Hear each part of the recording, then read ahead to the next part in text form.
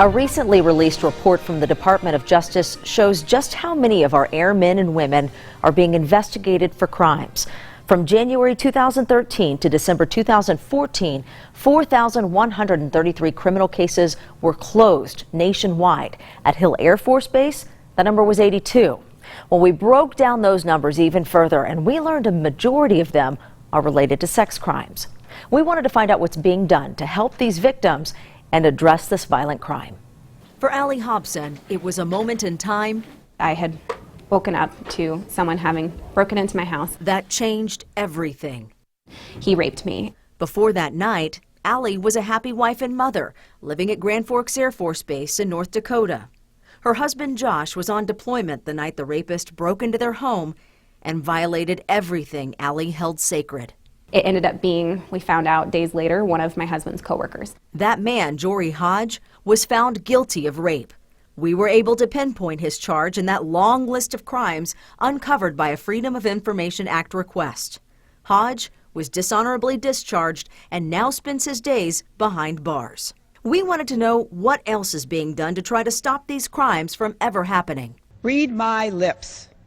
The military must end rape in this country. That's Congresswoman Jackie Speier. This is a national disgrace, and the longer it goes unaddressed, Congress becomes an accomplice in these crimes. She just became the ranking Democrat on the Military Personnel Subcommittee.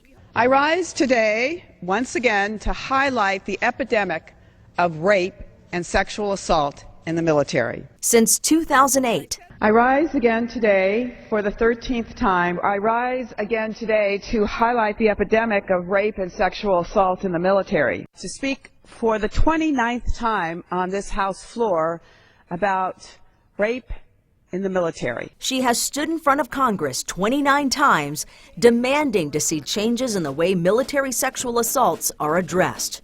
She says not enough is being done. The fact that women in the military are being raped and our government is turning a blind eye is disturbing enough. Even worse, it is not our enemies abroad who are committing these horrific crimes.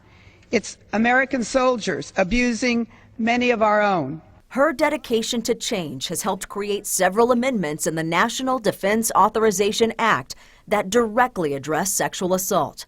The reforms will protect military trainees from abusive trainers, publicly release misconduct reports, and protect whistleblowers. But she says there's still a lot more that needs to be done, so she will forge on. I'm going to tell these women's stories on the House floor, and I'm going to keep telling them until something is done about it. As Speier continues the fight in D.C., back here at home, hardworking advocates like Hill Air Force Base Sexual Assault Response Coordinator Edie Davis are on the front lines of this battle. Allie and her husband Josh moved to Hill just months after the assault. Davis and her staff now work directly with Allie. The personal decision to report a sexual assault is a personal one and a difficult one. So hats off to any survivor that comes to our office and reports a sexual assault. But Davis says her team does more than just help victims. They educate their airmen and women about bystander intervention. When you see something, say something.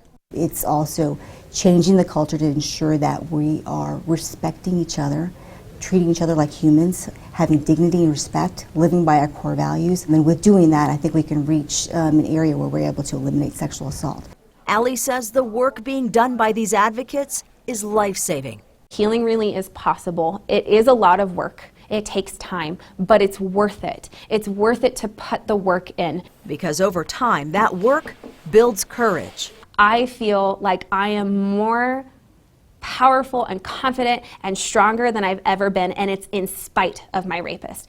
It's a tenacity she now uses to rebuild her family one day at a time.